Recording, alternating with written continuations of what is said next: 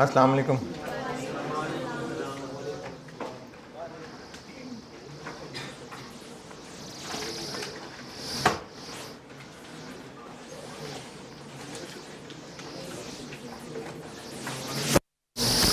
पढ़ लें।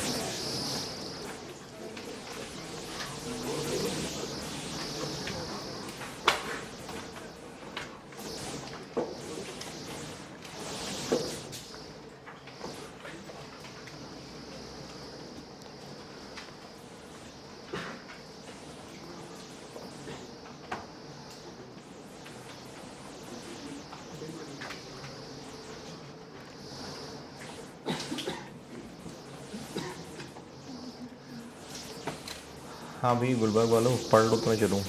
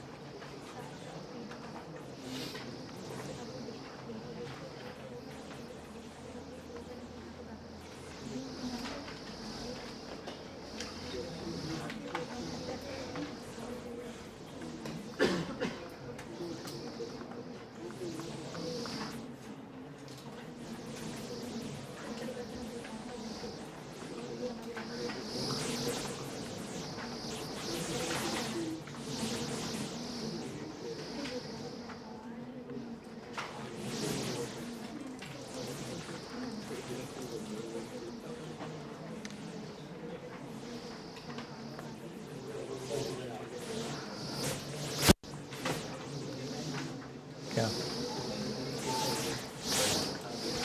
हाँ यार गुलबर्ग वालों इंतज़ार कर रहा हूँ मैं।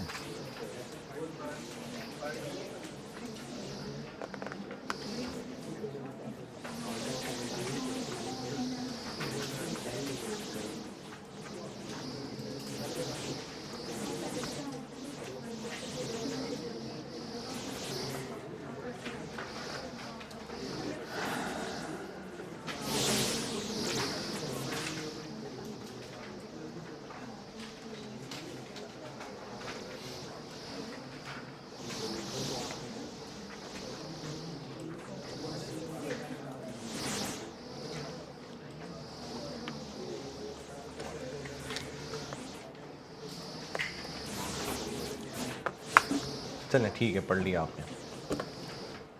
पिछली क्लास में मैंने शुरू किया था लेकिन दोबारा से डिस्कशन स्टार्ट करता हूँ। सर बताया हुआ है कि डेल लिमिटेड का जो बिज़नेस है वो गाड़ियों के रेडिएटर बनाने का बिज़नेस है और पहले पैराग्राफ में उसी का डाटा ही है जो मैं अभी बाद में यूज़ करता हूँ।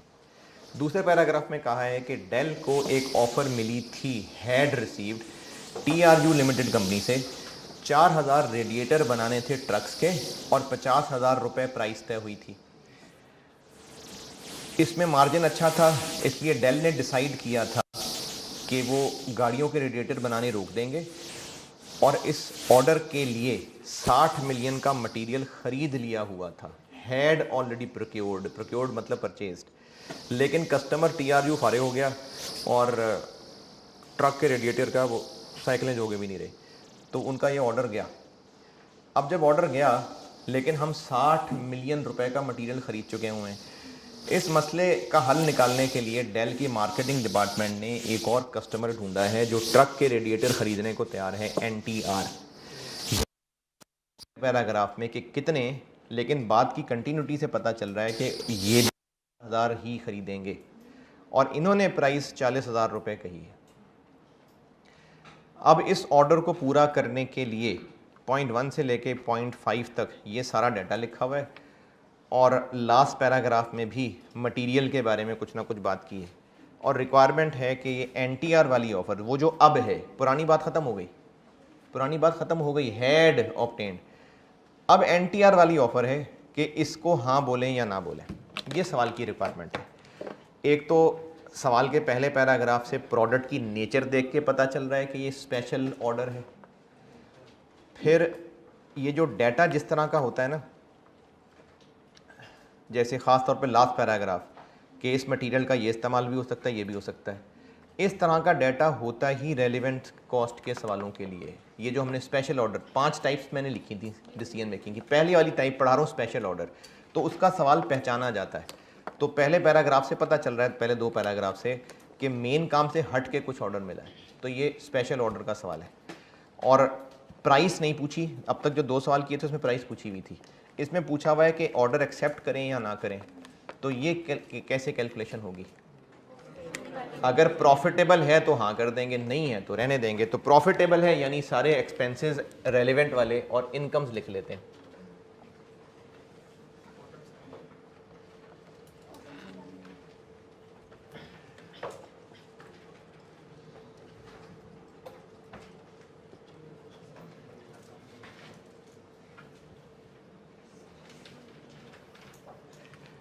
एक तो रेलिवेंट इनकम ये है कि हम ये यूनिट्स उसको सेल करेंगे, 4000 बेचेंगे, 40,000 का एक,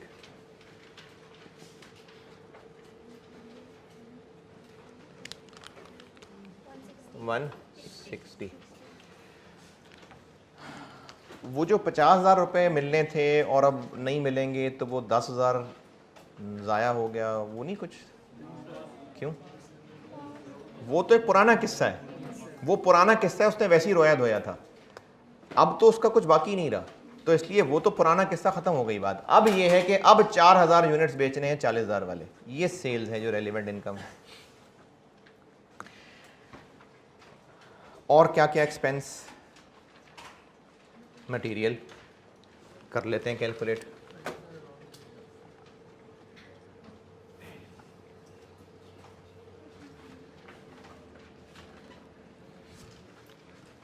इन ट्रक के रेडिएटर्स के लिए जो मटेरियल लगना है, एक तो वो जो 60 मिलियन का ऑलरेडी ख़रीद चुके हुए थे उसमें से भी कुछ इस्तेमाल हो जाएगा, उसके अलावा एडिशनल 12 मिलियन के लिए हमें मटेरियल ख़रीदना पड़ेगा।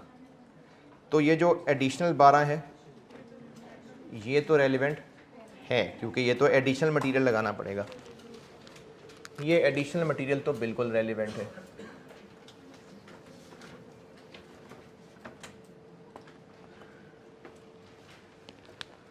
जो बाकी 60 मिलियन का ख़रीद चुके थे अब हम उसको इस्तेमाल कर पाएंगे। क्यों इस्तेमाल कर पाएंगे? वो ट्रक्स के लिए तो है, तो वो 60 मिलियन इस्तेमाल कर पाएंगे। अच्छा, अब वो 60 मिलियन हम ख़रीद चुके हुए हैं, तो 60 मिलियन का नंबर रेलिवेंट, यानी मैं यहाँ 60 मिलियन लिख दूँ कि 12 का और ख़र्चा होगा और 60 का भी, 60 खर्च हो चुका, 60 नहीं है रेलिवेंट, 60 रेलिवेंट नहीं है।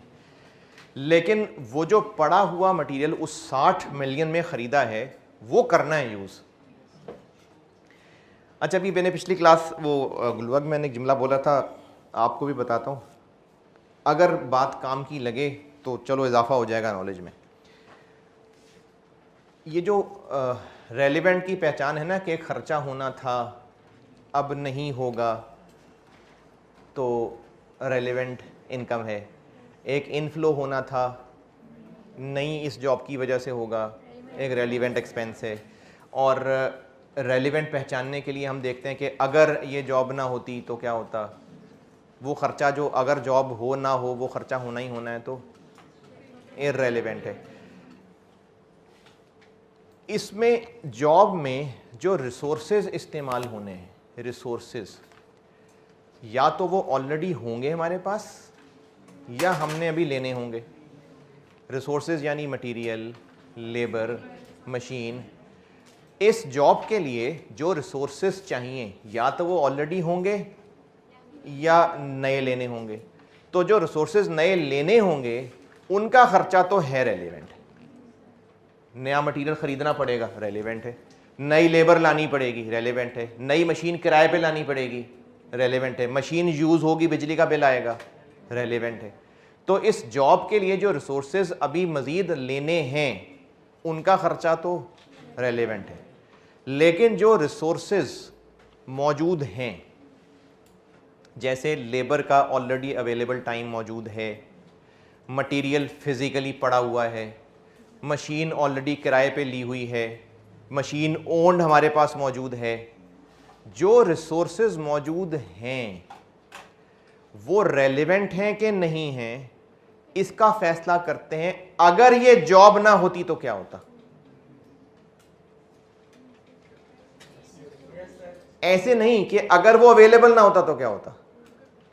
बड़ी मुश्किल सी बात कर दी। जो मटेरियल हमारे पास पड़ा हुआ है, जैसे पिछले क्लास में जो सवाल किया था स्प्रिंग 16, उसमें मटेरियल सी पड़ा हुआ था, मटेरियल सी के किलो पड़े हुए थे और वो हमने फेंकने थे।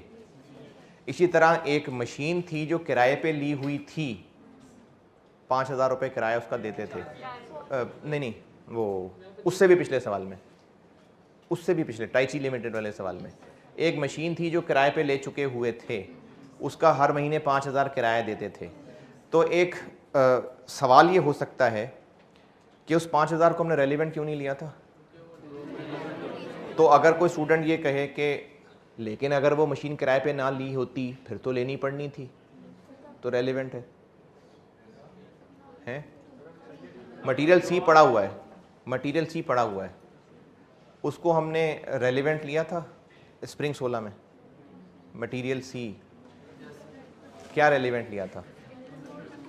10 रुपए जो उसका डिस्पोजल खर्चा होना था।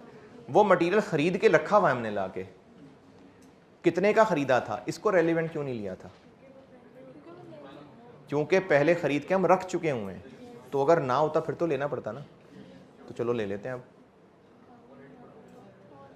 नहीं समझ आ रही मैं क्या कहना चाह रहा हूं। जो रिसोर्सेस मौजूद हैं उनको ये नहीं सोचना कि अगर ये रिसोर्स ना होते तो क्या होता, वो तो हैं। उनके लिए ये सोचना है कि अगर जॉब ना होती तो उनका क्या होता। यानी अगर जॉब के साथ जुड़ा हुआ है, इन रिसोर्सेज के साथ नहीं जुड़ा हुआ है। मटेरियल सी ना होता तो चलो ना होता देखा जाता, लेकिन अभी तो है ना। तो जो मटेरियल सी मौजूद है वो है। देखना यह है कि अगर जॉब ना होती तो मटेरियल सी का क्या करते। अगर फेंकने के खर्चा करना होता, इस जॉब की वजह से बच जाएगा, इसलिए वो रेलेवेंट इनकम थी। मटेरियल बी पड़ा हुआ है, ना होता तो ऑल बात थी, पड़ा हुआ है। अच्छा पड़ा हुआ है, जॉब के बारे साथ अगर लगाना है कि अगर जॉब ना होती तो इस मटेरियल बी का क्या करते, बेच देते, नहीं बेच सकेंगे। अब वो रेलेवेंट कॉस्ट ली थी हमने।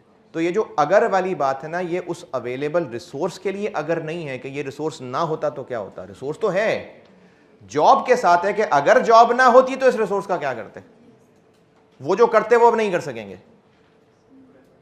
और परेशान कर दिया यार। ये जो एसेट्स है ना, इन पे मैंने अभी जो आपको रेलिवेंट के नोट्स हैं उनमें से कुछ पोर्शन भी नहीं पढ़ाया हुआ, तो उन पे करनी है बात। मैंने भी लैंड है, मशीन है, इनका क्या करना है, इस पे बात करनी है। बात यहाँ से शुरू हुई थी कि इस जॉब पे मटेरियल जो और लेना पड़ेगा वो रेलेवेंट है। जो पड़ा हुआ है वो 60 का खरीदा था। यहाँ पर 60 लिखूं? नहीं, क्योंकि 60 खर्च कर दिया था। अब देखना यह है कि जो मटेरियल पड़ा हुआ है अगर जॉब ना होती तो उसका क्या करते।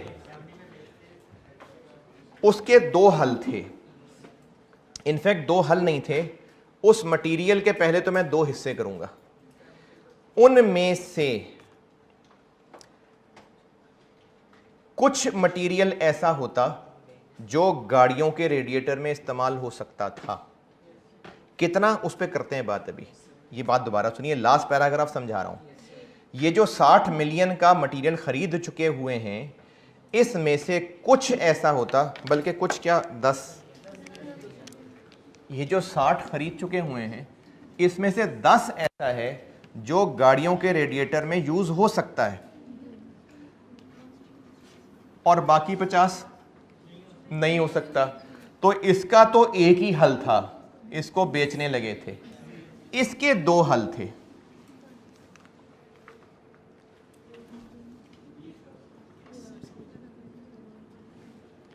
टोटल 60 मिलियन रुपए में से, अच्छा पिछले सवालों में क्या होता था, इतने किलो में से इतने किलो इस्तेमाल हो सकता है, इतने किलो फेंक। अब वो अमाउंट की बात कर रहा, नहीं बता रहा किलो।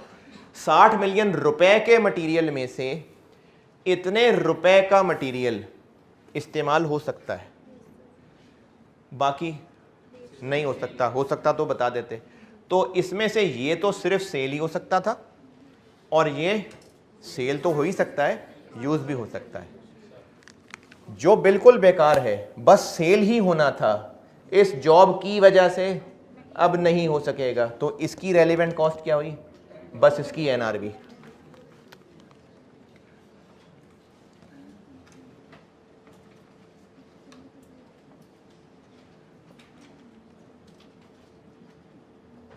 और वो कितनी है? 50 मिलियन का 70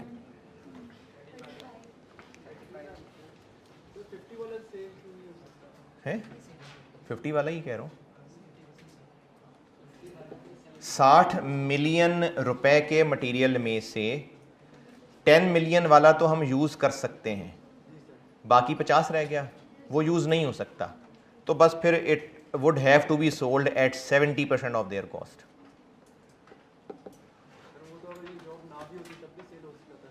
हाँ हाँ, ये जॉब नहीं है, हम उसको सेल करने वाले थे, अब इस जॉब पे यूज कर लेंगे तो।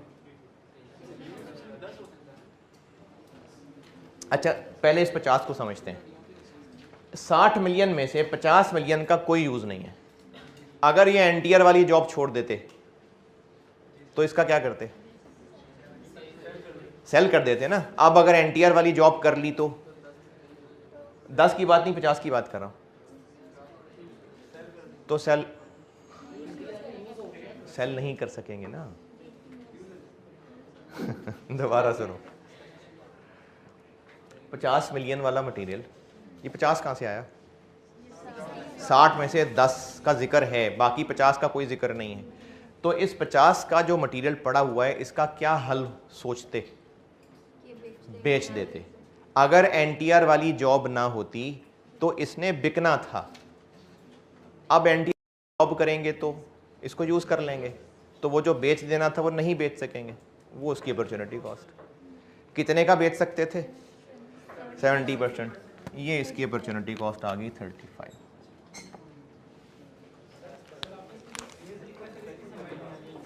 एक्सेस सरप्लस मटेरियल, मुझे भी नहीं समझ आई मैंने क्या लिखा, क्या कहूँ उसको?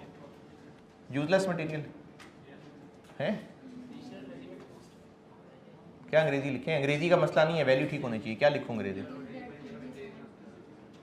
यूजलेस मटेरियल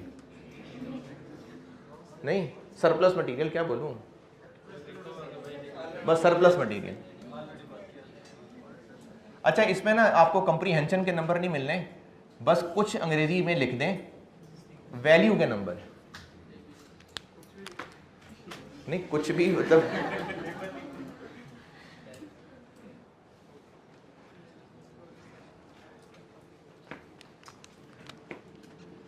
ये तो सरप्लस पड़ा हुआ है, दूसरे को मैं कह देता हूं यूजेबल है, क्या कहूं उसको? यूजेबल कह देते हैं, चलें। मसला इस अंग्रेजी का नहीं है, बात यह है कि आप जो फिगर यूज कर रहे हैं वो सही होनी चाहिए। इस 10 मिलियन वाले की बात करते हैं जी। अब ये जो 10 मिलियन रुपए वाला मटेरियल है, अगर एनटीआर वाली जॉब ना भी मिलती तो इसके हमने दो हल सोचे हुए थे, या तो 70% पे बेच देते, या फिर गाड़ियों के रेडिएटर में ही यूज कर लेते। तो अगर एक से ज्यादा ऑप्शन हो तो अपॉर्चुनिटी कॉस्ट क्या होती है? जो दोनों में से हायर है। देख लेते हैं दोनों में से क्या हायर है। एक तो ऑप्शन है कि इसको बेच दें 10 मिलियन का 70%, एक ऑप्शन तो ये है। दूसरी है कन्वर्जन या अल्टरनेटिव यूज, ये भी एक ऑप्शन है। इसमें क्या होता कि हम इस 10 मिलियन रुपए के मटेरियल को इसमें थोड़ी सी चेंजेस करते और फिर ये गाड़ियों के रेडिएटर में इस्तेमाल होने वाली चीज़ बन जाती। तो वो जो कहा था कि किसी और मटेरियल में कन्वर्ट हो सकता है, इसमें क्या चीज़ बेनिफिट होती है? उस किसी और मटेरियल के ख़रीदने का ख़र्चा बचेगा माइनस जो कन्वर्जन पे खर्चा आएगा। तो मैं तो चलो बता ही दूंगा, पहले आप लोग ट्राई करिए, आखिरी पैराग्राफ पढ़ें और पहला पैराग्राफ भी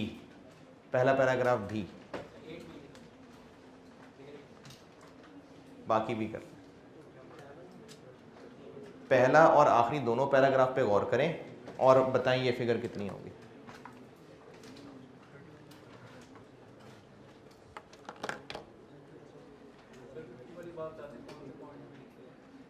50 वाली बात, अच्छा पहले इस 10 वाली बात को तो ढूंढो ना, फिर मैं 50 भी बता देता हूँ।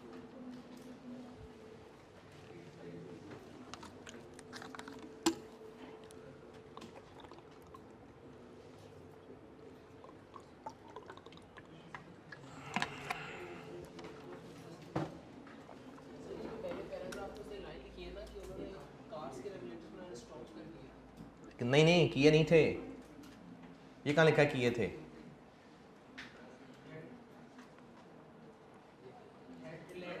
प्लैंड,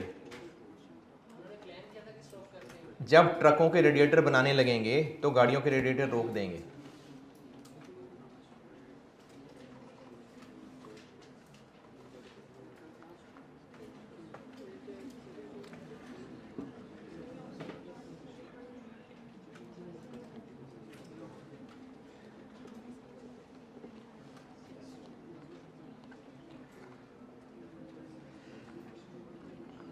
अच्छा, जिनसे बिल्कुल ही कोशिश नहीं हो रही है, एक छोटा सा हिंट देता हूँ। ये जो कंपोनेंट्स होते हैं, ये मटेरियल कॉस्ट है, लेबर कॉस्ट है कि ओवरहेड है? कंपोनेंट्स लग रहे हैं, मटेरियल। तो ये आखिर पैराग्राफ में जो कंपोनेंट्स की बात की है, ये एक्चुअली मटेरियल की बात हो रही है कि 10,000 गाड़ियों के रेडिएटर में जो मटेरियल कॉस्ट लगनी थी उसमें से 30% इससे कवर हो जाएगी।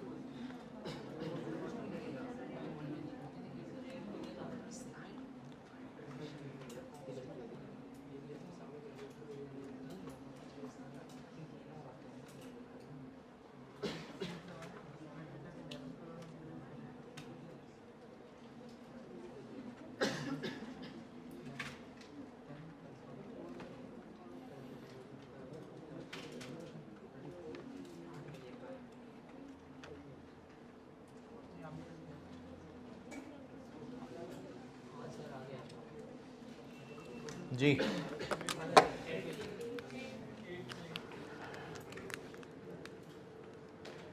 इस 10 मिलियन के खरीदे हुए मटेरियल से हम क्या कर सकते थे?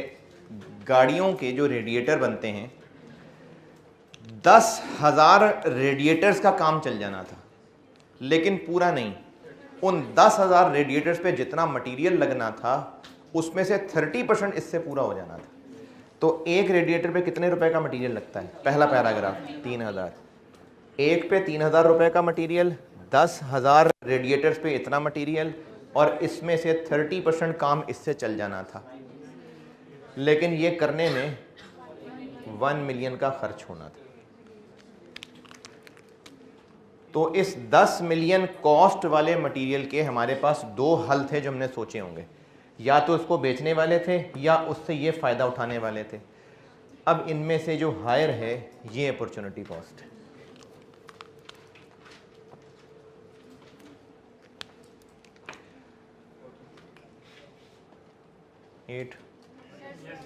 अच्छा, अब बात के 50 कैसे पता चला? 60 मिलियन रुपए के मटेरियल सारे के बारे में कहा हुआ है कि ये बेचा जा सकता है। लास्ट पैराग्राफ, पहली और दूसरी लाइन, इस पूरे 60 मिलियन के बारे में कहा हुआ है कि ये बेचा जा सकता है। फिर आगे इसमें से सिर्फ 10 के बारे में कहा है कि उसके साथ ये कर सकते हैं, तो बाकी 50 वो बस फिर बेच ही सकते हैं। तो ये ऐसे 50 निकला।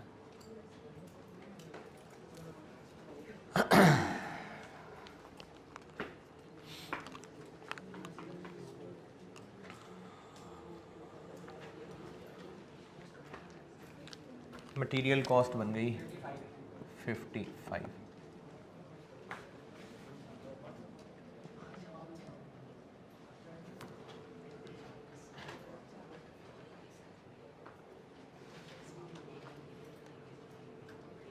लेबर कॉस्ट इसका सबसे तगड़ा पॉइंट था।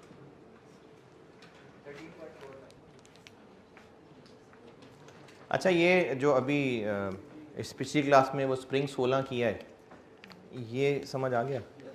अगर ये समझ आ गया तो आपके इस चैप्टर के कॉन्सेप्ट्स अच्छे बन गए।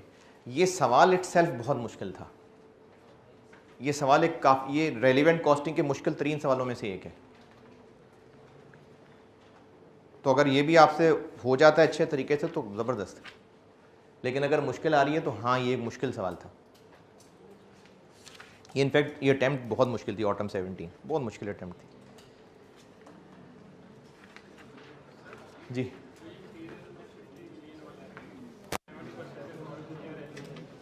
दोबारा बोले? हाँ हाँ,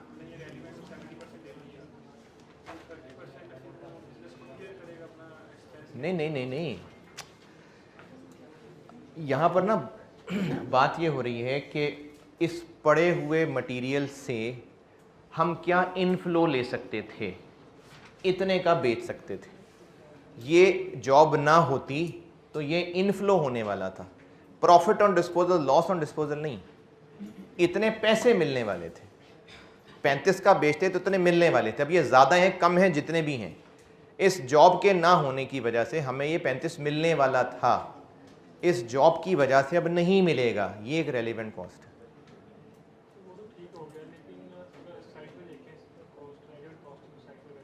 नहीं, क्यों कर दे रेलिवेंट कॉस्टिंग? अरे भाई, रेलिवेंट कॉस्टिंग पढ़ा रहा हूँ तो क्यों साइड में करना है? लेकिन रेलिवेंट कॉस्टिंग क्यों साइड में कर रहे हैं? हम पढ़ ही रेलिवेंट कॉस्टिंग रहे हैं। नहीं, अब आपको सर अगर कॉस्ट को साइड पे रख दें, कॉस्ट ही पढ़ रहे हैं ना हम।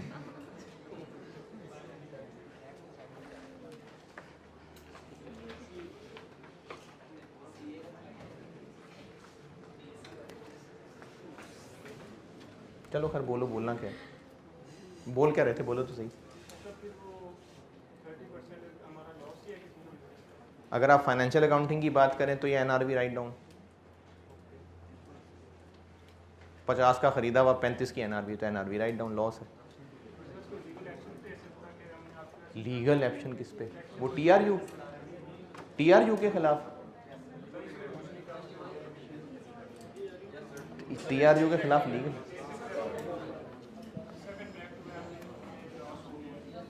भाई वो कंपनी फारिग होगी, उसके खिलाफ क्या एक्शन होगा? वो कंपनी खत्म हो गई।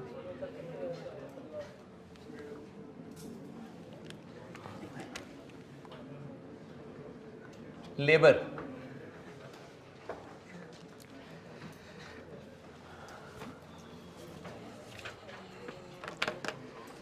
लेबर की कैलकुलेशन समझ लें भी, ये काफ़ी गंभीर किस्म की कैलकुलेशन है। पहले पैराग्राफ में लिखा हुआ है। हाँ जी, हाँ तो वो 60 को 2 हिस्सों में तोड़ा है ना, 50 ये 10 ये। 50 तो बेचना ही बेचना है, इसमें तो ऑप्शन ही और कोई नहीं थी। इस 10 में ऑप्शन है तो उस 10 की फिर ऑप्शन कंपेयर किए। अगर 60 सारे ही बेच देते तो फिर ये किधर कंपेयर हुआ? तो जो 50 बेचना ही बेचना था उसको एज इज रेलिवेंट लिख लिया और बाकी 10 को कंपेयर करके रेलिवेंट लिखा। लेकिन आपने बात किसी वजह से ही की होगी। आप किस वजह से, क्या सोच रहे हैं इसकी वजह से बात की? 60 का बेच नहीं, वो तो ठीक है ना, लेकिन आप कह रहे हैं कि इस कन्वर्जन ऑप्शन को इग्नोर करके बस 60 का बेचने ही ले लें। ठीक है,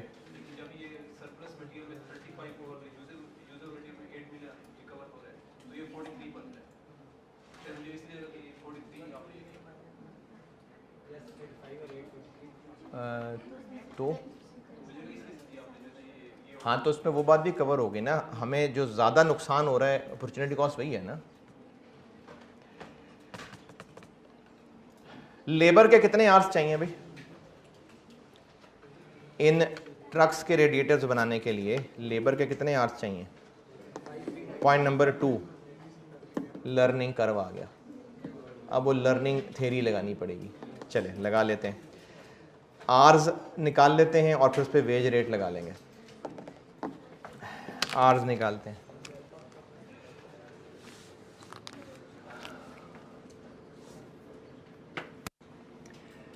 कितने आवर्स लगने हैं पहले के लिए, और लर्निंग कब स्टॉप होनी है? 1000 पे। तो एक बार x रख लेते हैं 1000,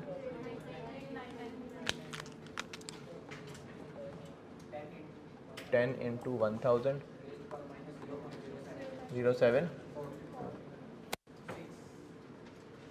6 पूरा 6। अच्छा, इसमें ना ये बहुत थोड़ा सा फ़र्क है, इसलिए डेसिमल में जाएं ज़रूर। 5.998।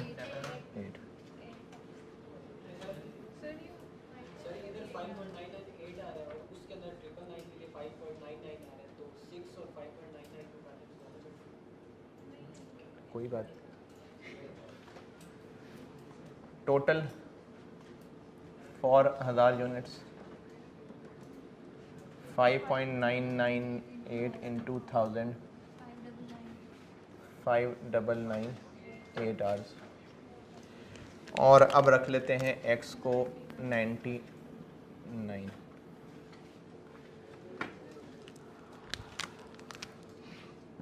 10 इंटू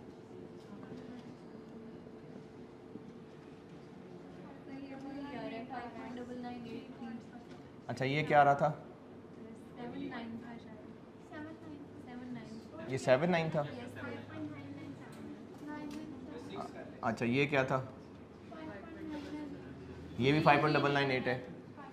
चलें फिर एक और बढ़ाते हैं, ये 79 कर लें, ये कितना हो गया? 5997.9। इधर क्या आ रहा है? 5.998384। अच्छा ये तो चलो मैंने कह दिया कि डेसिमल बढ़ा लें, अगर किसी ने नहीं बढ़ाए होते तो भी कोई मसला नहीं है, दोनों किसी ने 6 कर लिए होते तो भी कोई मसला नहीं है। जब डिफरेंस लेते तो वो 6 ही आ जाता।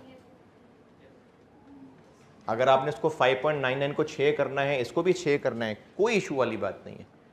डिफरेंस फिर भी इनका आना था, क्योंकि ये 999 है वो 1000 है, डिफरेंस आना था, तो इसलिए राउंडिंग ऑफ कोई बड़ा इशू नहीं होता।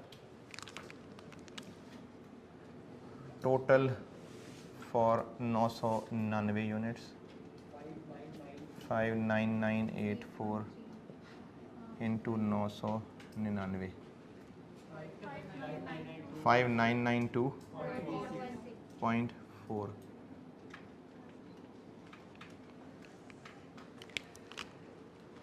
इन दोनों का डिफरेंस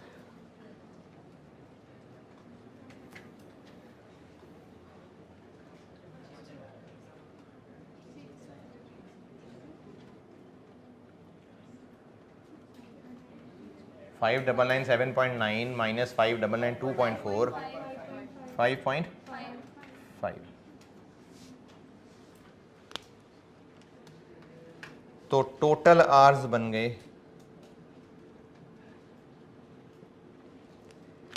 पहले 1000 यूनिट्स के लिए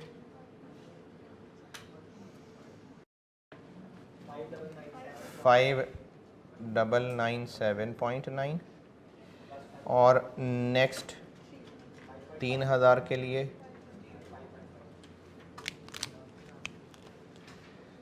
3000 इंटू 5.5, 16,000,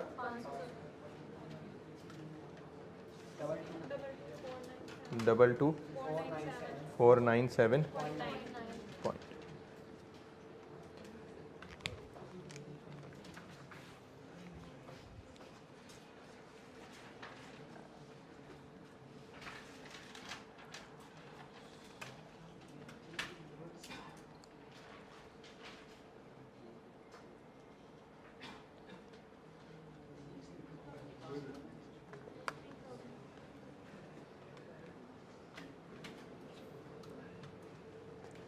अच्छा, जो फिगर सामने लिखी है ना उन्हीं को सॉल्व करके बताया करें, वरना बाकी ऑनलाइन वाले समझते हैं कि उनसे कैलकुलेशन भी नहीं हो रही।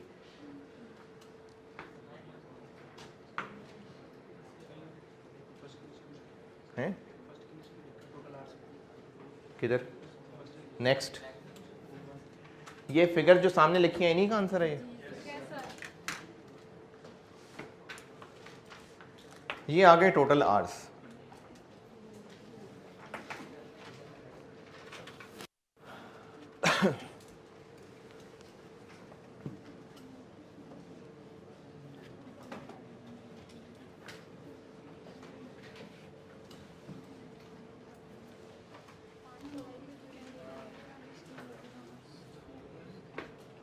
इन 4000 रेडिएटर्स को बनाने के लिए टोटल आवर्स इतने चाहिए, तो पर आवर क्या लेंगे?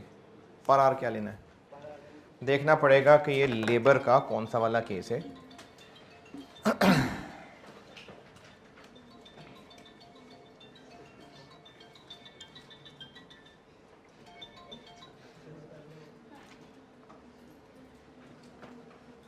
दूसरे पैराग्राफ में जो लिखा हुआ है कि नॉर्मल प्रोडक्शन रोकने का फैसला कर लिया था, क्यों फैसला किया था? नहीं तो वो भी बना लेते, ये भी बना लेते।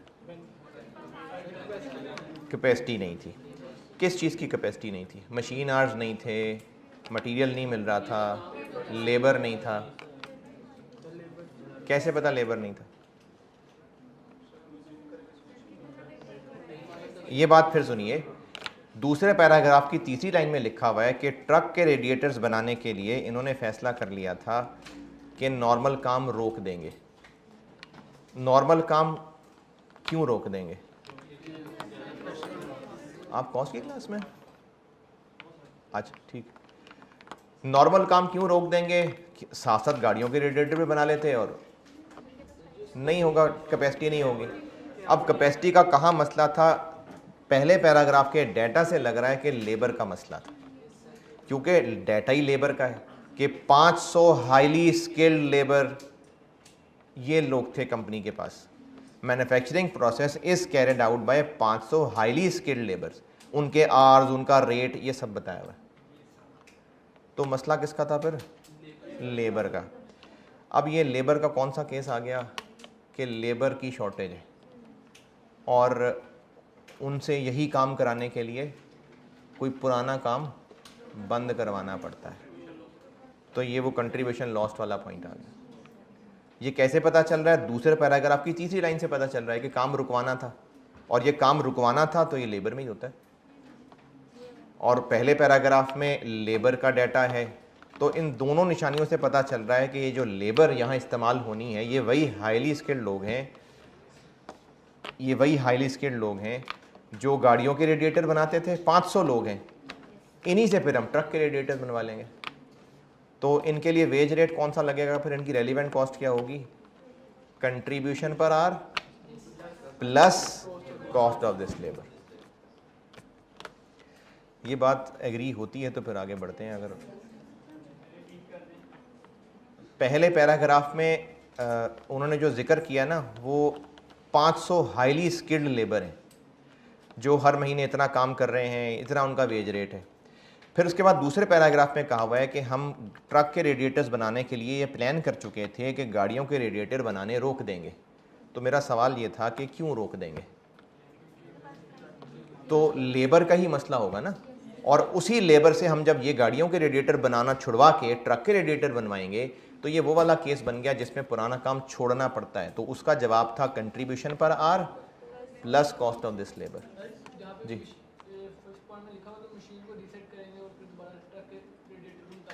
हाँ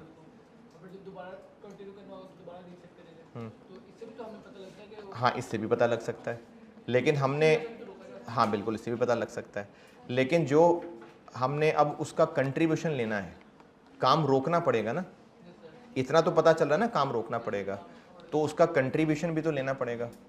तो उस कंट्रीब्यूशन को किससे लिंक करें? वो लेबर का ही रास्ता है। ये बात ठीक है बिल्कुल कि एक स्टूडेंट ने ऑब्जर्व किया है कि प्लांट हमें चेंज करना पड़ता है, ये बात लिखी हुई है पॉइंट नंबर 5 में।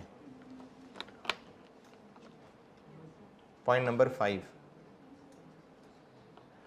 पॉइंट नंबर 5 में लिखा हुआ है कि प्लांट हमें चेंज करना पड़ेगा ताकि गाड़ियों के रेडिएटर छोड़ के ट्रक के बनाएं, बाद में फिर उसको नॉर्मल हालत में वापस लाना पड़ेगा। तो ये भी वजह है कि हमें काम रोकना पड़ रहा है क्योंकि प्लांट चेंज करना पड़ेगा। इन एनी केस कंट्रीब्यूशन तो लॉस होगी ना, तो उसको किसी से तो लिंक करना था, वो लेबर से कर लिया क्योंकि लेबर का ही डाटा अवेलेबल है कि 500 स्किल्ड लोग, तो उससे ही लिंक कर सकते हैं हम, इसलिए लेबर से लिंक कर रहा हूँ। और लेबर में ऐसा केस पढ़ा भी हुआ है कि लेबर को किसी और काम से शिफ्ट करना पड़ेगा, इसलिए मैंने इसको लेबर से लिंक किया। तो कंट्रीब्यूशन पर R plus cost of this labour. Contribution पर आर के लिए पहले हमें कंट्रीब्यूशन पर यूनिट निकालनी पड़ेगी।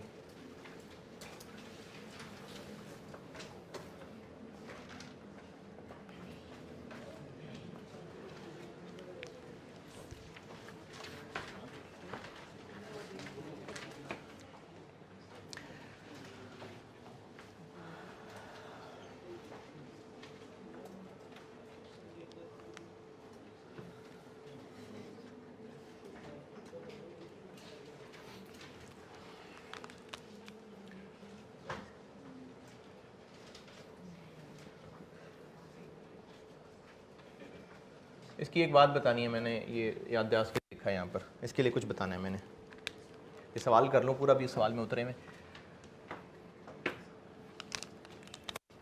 एक रेडिएटर गाड़ी का कितने का बेचते थे? 15,000। कितना उस पर मटीरियल लगता है? 3,000। कितनी लेबर लगती है?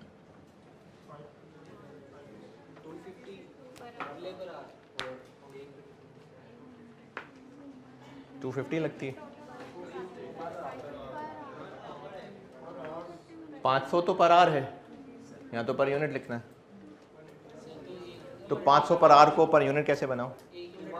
एक यूनिट में कितने आर लगते हैं, कहाँ बताएं मैं?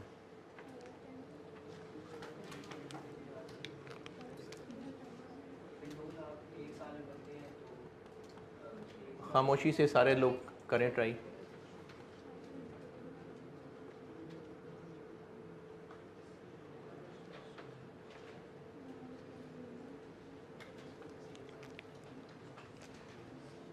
$250 पर आर है, उसको पर यूनिट बनाने के लिए आर्स पर यूनिट चाहिए। तो पहले पैराग्राफ में देखें कहीं कहानी अगर है तो। जी बिल्कुल, पहले पैराग्राफ से ये पता चल रहा है कि पूरे साल में बनाते हैं हम 2 लाख यूनिट्स। अगर पूरे साल के आर्स पता चल जाएं तो पर यूनिट पता लग सकता है। पूरे साल के यूनिट्स 2 लाख हैं ये पता है, तो पूरे साल के आर्स कितने हैं?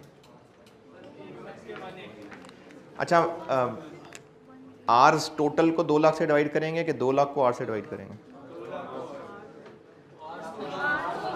क्या चाहिए यहाँ? आर पर यूनिट, तो आर्स डिवाइडेड बाय यूनिट्स करेंगे। पूरे साल में 500 लोग हैं, एक बंदा एक महीने में 180 घंटे काम करता है। अच्छा, ये कैसे पता कि एक बंदा?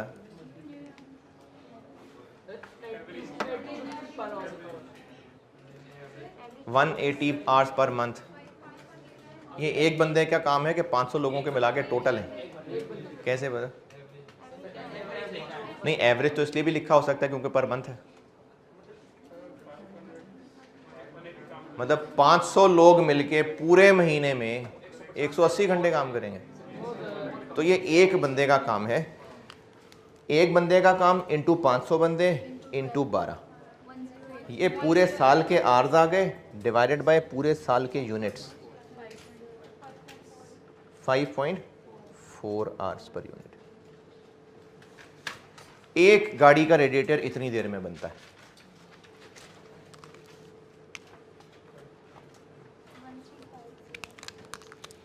$1350। वेरिएबल ओवरहेड्स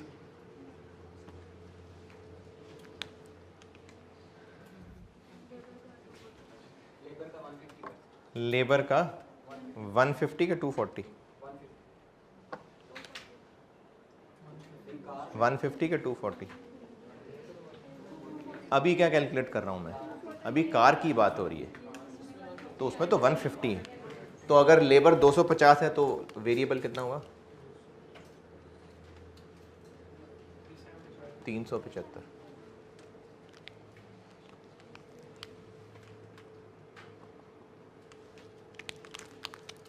लेबर का रेट 250 है तो ये उसका 150% यानी 375।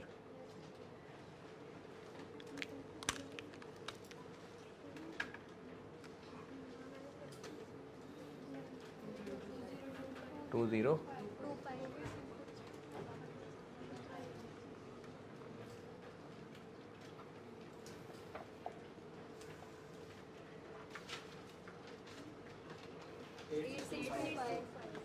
ये आ गया कंट्रीब्यूशन पर आर, हैं जी? ये कंट्रीब्यूशन पर यूनिट है, हमें चाहिए कंट्रीब्यूशन पर आर।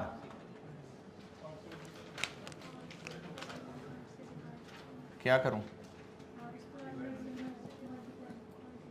डिवाइड के मल्टीप्लाई?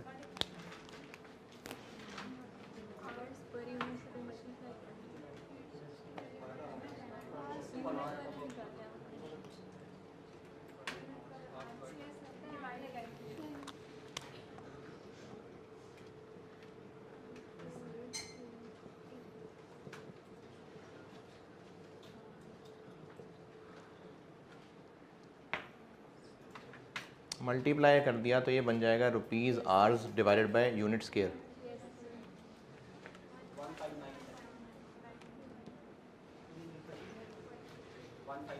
One 1597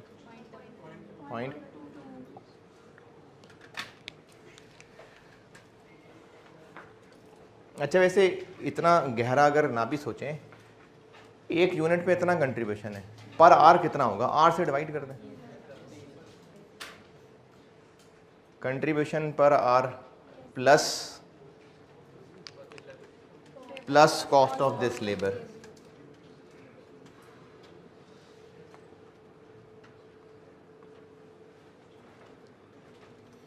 one 847.2।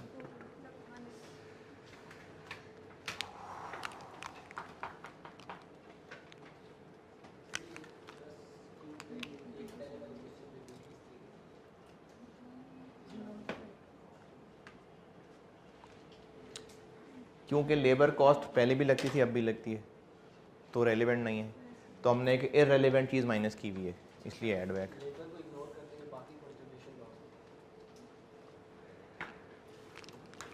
आर्स भी आ गए,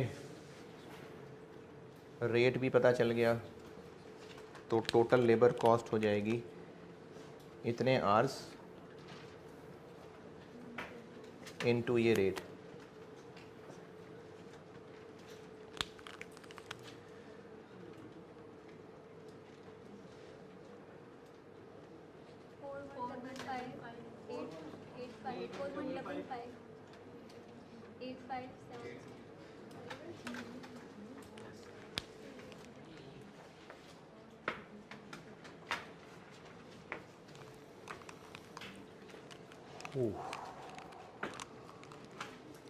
ये labour cost.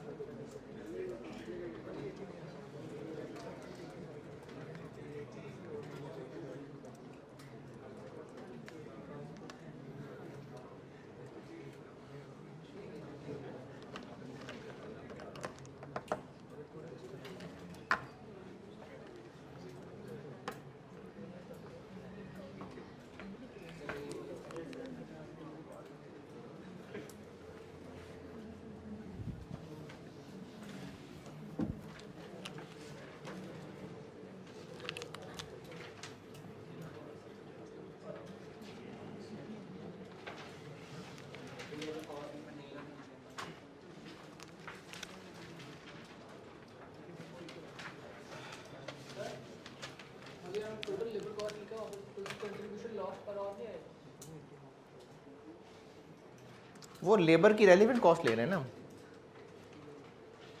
Contribution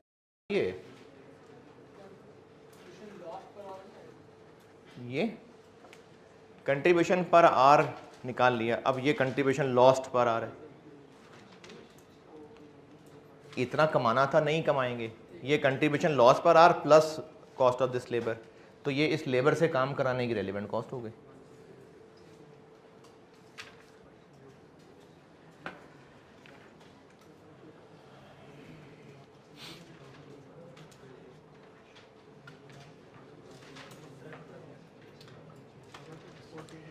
variable overheads,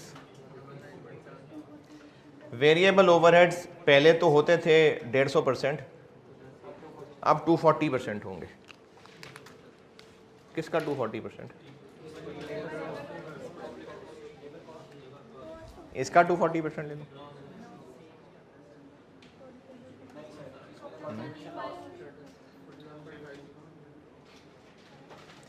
ये किसका 150% लिया था? वेज रेट का। वेरिएबल ओवरहेड्स अगर परसेंटेज ऑफ लेबर कॉस्ट है ना, तो वो लेबर के वेज रेट की परसेंटेज है, लेबर की रेलेवेंट कॉस्ट की परसेंटेज नहीं है। दोबारा, अगर आपको क्वेश्चन में variable overheads as a percentage of labour कही है, तो वो बेसिकली लेबर के जो रेट से रिलेट किया है उसको। ऐसे नहीं करना कि इसका 240% ले लें। क्यों, इसका क्यों नहीं? क्योंकि लेबर की रेलिवेंट कॉस्ट जीरो भी हो सकती थी, तो फिर वेरिएबल ओवरहेड जीरो होते। तो इसलिए लेबर, अगर variable overheads percentage of labour cost है, तो वो लेबर की रेलिवेंट कॉस्ट की परसेंटेज नहीं है, उसके वेज रेट की परसेंटेज।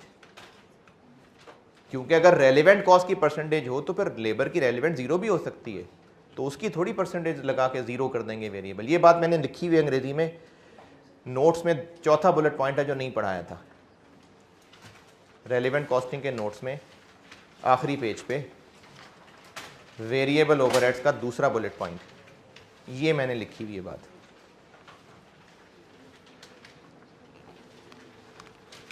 तो 250 का 240%, ये वेरिएबल का अब रेट होगा, इनटू कितने आवर्स, यही वाले लेबर वाले,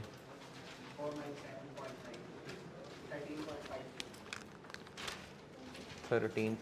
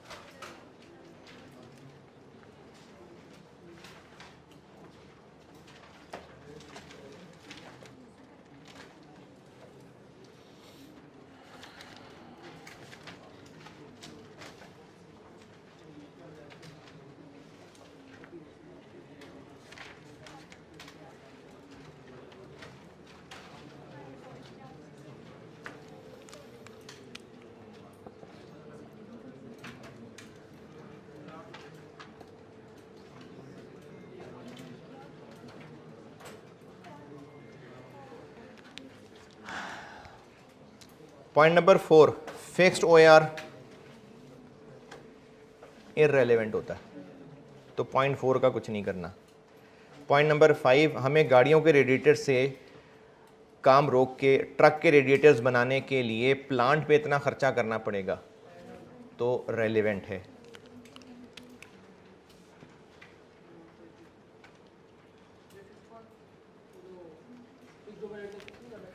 फिक्स्ड OAR, फिक्स्ड OAR 400 है। देखें, OAR जब निकाला जाता है ना, तो वो बजटेड ओवरहेड से निकलता है। अब बजटेड ओवरहेड्स तो उतने ही रहने हैं, तो इसलिए उसका हिस्सा तो रेलिवेंट ही नहीं है। हाँ, अगर कुछ एडिशनल फिक्स्ड कॉस्ट हो तो ज़रूर लेते। 45 प्रॉफिट है, तो कंक्लूजन ये हुआ कि चूंकि ये ऑफ़र प्रॉफिटेबल है, इसलिए बिल्कुल एक्सेप्ट कर लेना चाहिए। ये था जी सिर्फ 12 नंबर का सवाल। हाँ जी, वो कब हो गया कि ले तो लिया उसको, एज अ कॉस्ट ले तो लिया।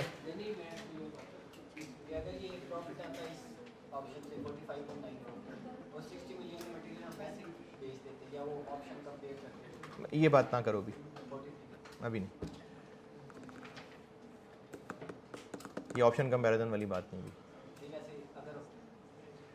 ऑप्शन कंपैरिजन अभी नहीं करो ना, ये जो बात आप पूछना चाह रहे हैं वो है, जो बात आप पूछना चाह रहे हैं वो मैंने अभी क्लास को इंट्रोडक्शन नहीं दिया उसका, मैंने वो भी एक तरीका बताना है कि ऑप्शन कंपैरिजन करें तो कैसे करते, तो इसलिए अभी नहीं।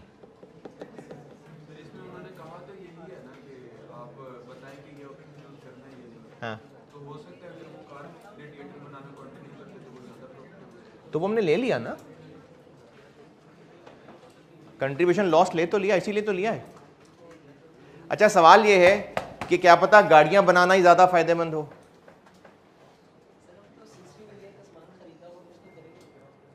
नहीं 60 की बात नहीं हो रही, अगर गाड़ियों के रेडिएटर बनाते रहें काम ना रोकें तो क्या पता गाड़ियों के रेडिएटर बनाने में ज़्यादा फायदा हो, तो वो हमने कर तो लिया, एज अ कॉस्ट ले तो लिया उसको, हमने गाड़ियों के कंट्रीब्यूशन का जो नुकसान है वो एज अ कॉस्ट ले लिया, फिर भी ये ऑप्शन प्रॉफिटेबल है, तो तभी है ना जब गाड़ियों से भी ज़्यादा बेहतर है।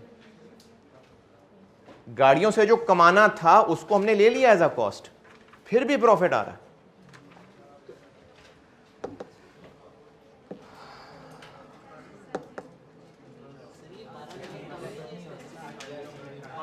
बारह नंबर कम है,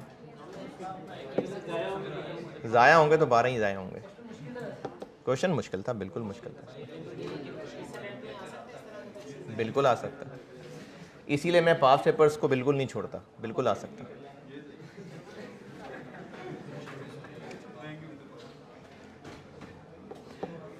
अच्छा अब एक सवाल करने के तो आपकी हालत नहीं है अभी इस वक्त,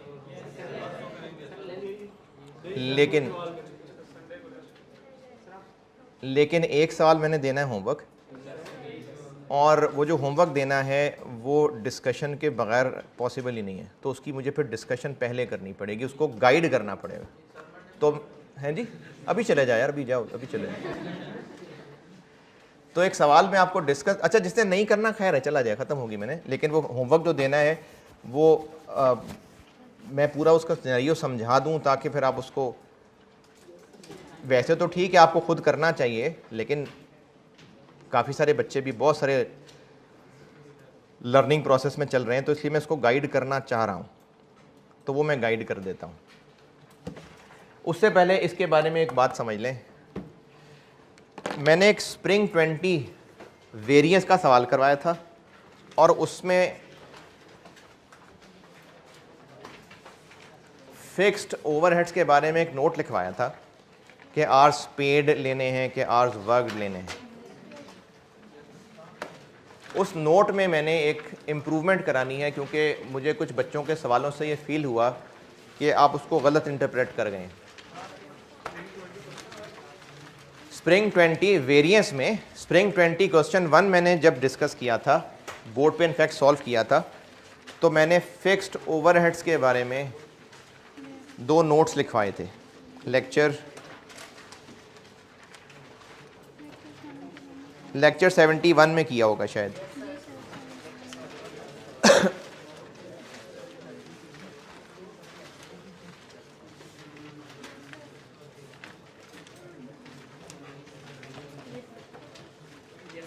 ऑनलाइन स्टूडेंट्स के कुछ मैसेजेस से मुझे ये फील हुआ कि शायद वो गलत इंटरप्रेट कर गए, तो इसलिए मैं उसको दोबारा लिखवा रहा हूँ।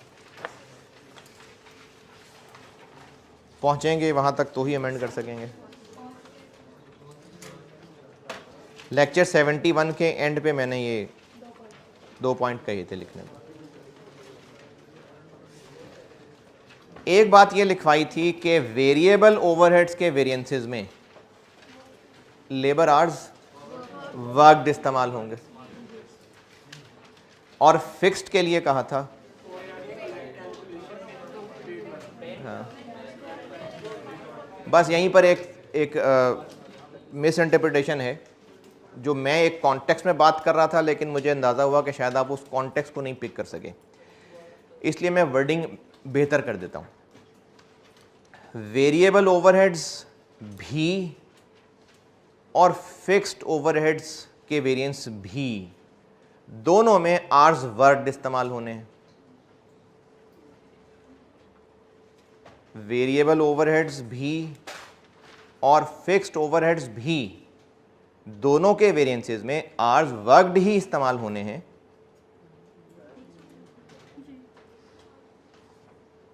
उन पॉइंट्स को काट पीट नहीं दें।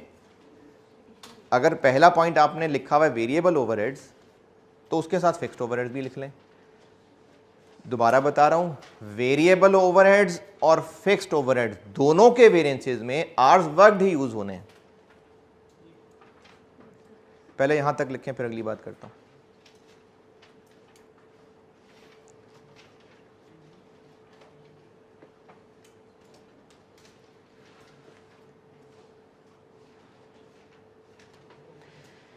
लेकिन अगर स्टैंडर्ड कार्ड में आइडल टाइम भी है,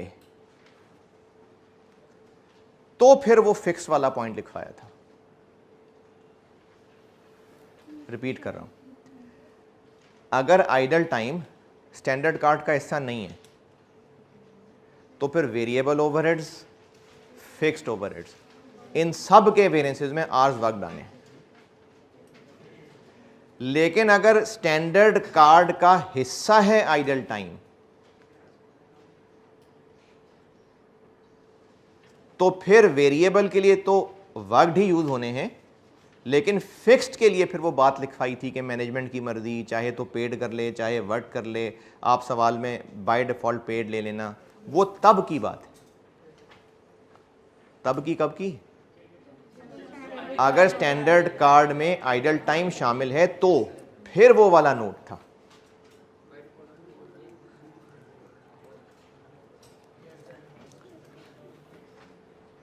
वेरिएबल ओवरहेड्स के वेरिएंसेस में तो एक्चुअल आवर्स वर्कड ही रहने हैं, फिक्स्ड ओवरहेड्स में भी वर्कड ही रहने हैं।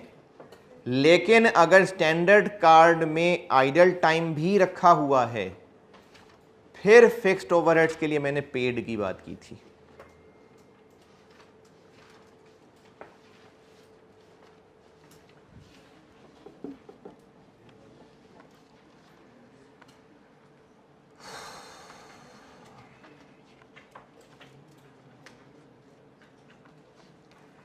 अच्छा, अब एक सवाल होमवर्क है रेलिवेंट कॉस्टिंग का। अगर तो बिल्कुल ही जिसका दिमाग बंद हो चुका है वो तो ठीक है, चला जाए और वो उसको खुद ही ट्राई कर ले, और अगर नहीं भी ट्राई करना खुद, तो वो फिर ये वाला आखिर में लेक्चर पहले प्ले कर लेना, फिर होमवर्क कर लेना। और जिनकी हिम्मत है बैठने की, वो बैठ के सुन लें।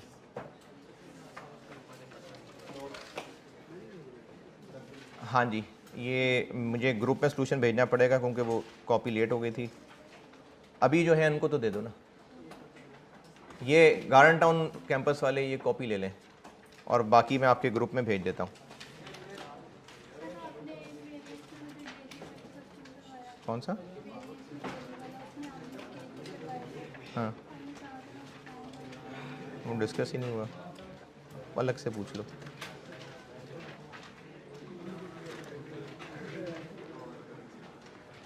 ऑटम 18 क्वेश्चन नंबर 6, ये होमवर्क है। इसका आईकैप का सॉल्यूशन ठीक है, उन्होंने पर यूनिट से सॉल्व किया हुआ है, मैंने इसको टोटल से सॉल्व किया हुआ है। दोनों पिक्चर सामने आ जाएं तो चलो अच्छी बात है। तो मैं अपना सॉल्यूशन भी आपसे शेयर कर रहा हूँ, और आईकैप वाला तो है ही। ऑटम 18 क्वेश्चन नंबर 6 अगर पढ़ लेते हैं अभी, अच्छी बात है, मैं डिस्कस कर लेता हूँ, गाइड कर देता हूँ। अगर किसी के बस होगी, जाना है तो ठीक है, चले जाए, वो ये वाला लेक्चर एंड से प्ले करके फिर सुन लेना इस डिस्कशन को। ऑटम 18 क्वेश्चन 6 एक बार पढ़ लें तो ही मैं डिस्कस कर पाऊंगा। है ये होमवर्क? मंडे को मैं एक और इसका अच्छा सवाल कराऊंगा रेलिवेंट कॉस्टिंग, और बस फिर ये बहुत है।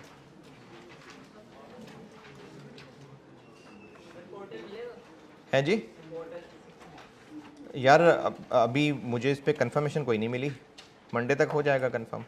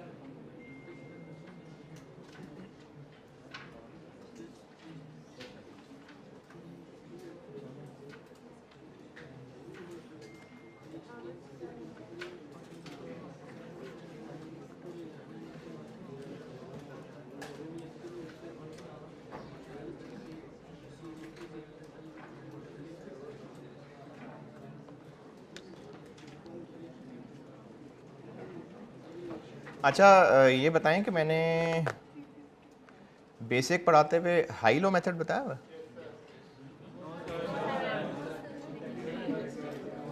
पक्की बात है?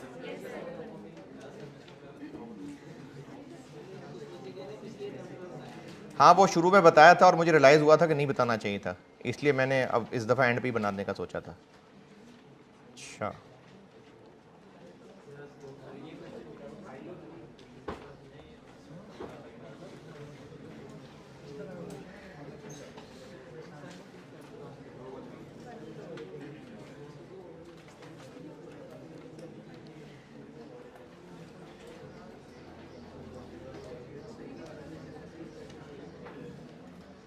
अच्छा, मैंने ना आपको हाई लो मेथड चूंकि नहीं बताया हुआ, तो वेरिएबल OAR 220 रुपये पर आर है।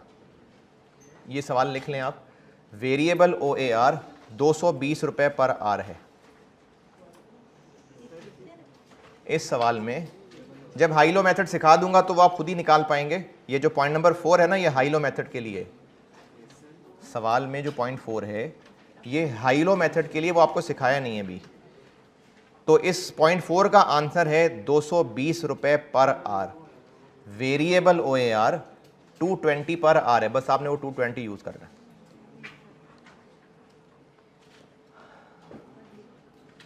क्लास है आप लोगों की कोई? कितने बजे? ठीक है, कोई बात नहीं।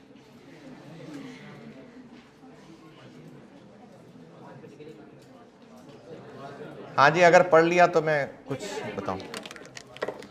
एक कहानी बस इसकी बता दूं, क्योंकि वो इंटरप्रेट ना कर पाएं तो फिर ये सवाल ही बेकार हो जाता है, इसलिए बता रहा हूं। एक यूनिट B1 एक्स्ट्रा का, एक यूनिट B1 एक्स्ट्रा का बनाने के लिए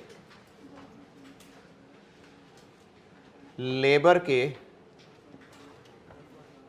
1.5 आवर्स लगेंगे। एक B1 एक्स्ट्रा बनाने के लिए 1.5 घंटे लेबर के लगेंगे और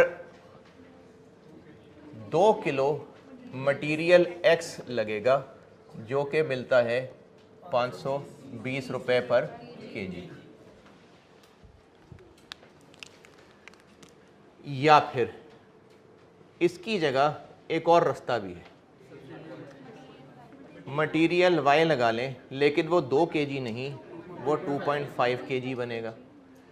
इनपुट या तो ये है या ये इतने का खरीदते हैं, जबकि मटेरियल Y हम खुद बनाते हैं।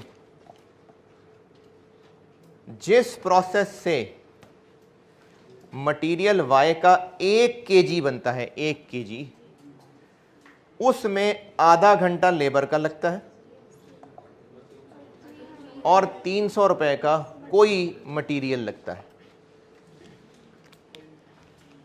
Y का 1 किलो बनाने के लिए ये है, जबकि Y के 2.5 किलो बनने हैं तो इधर आने। ये Y के 1 किलो का, और अगर 2.5 किलो बनते हैं तो इधर आएगा। या फिर इसकी जगह X के 2 किलो खरीद के यहां ला सकते हैं। कौन सा बेहतर होगा?